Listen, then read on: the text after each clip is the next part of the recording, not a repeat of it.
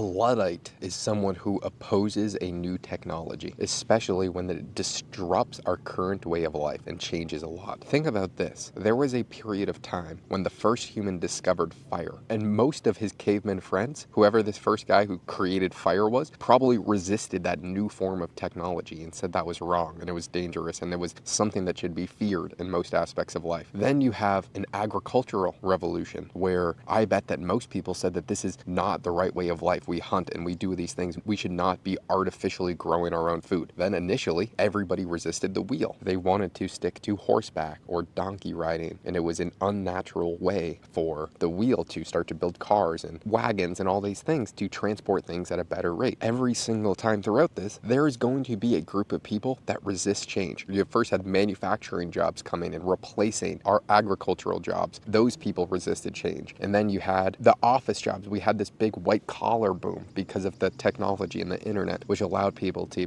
be able to provide a higher caliber service, which kind of left the manufacturing jobs and went to white collar jobs. And then you had social media and all of these other things where certain portion of the population resist change as hard as humanly possible. The problem is change is occurring whether you like it or not. I'm at the lake right now, but if this was an ocean, waves started to continuously get bigger and bigger. There was a tsunami warning. No matter what I do, no matter how much I resisted, I would not be able to protect the things that I have on this beach. If I stayed here on this beach and there was a tsunami coming, I would get trampled over because the forces of nature are substantially stronger. And when you create a new form of technology, humans are going to innovate, make it better. And there is no way to resist that change. Or if you do, you are going to be on the losing battle. I would be on the losing battle of a tsunami approaching right now. Think about the amount of old people that you probably know today that refuses to use a smartphone, refuses to do a lot of these things because they thought that it was wrong. They want to use a flip phone. Those people are very rare. One person that I actually know, Doug Casey, who's an absolute legend. He wrote one of my favorite books. We're pretty good friends now. He just has a computer and he does not want to be a part of technology,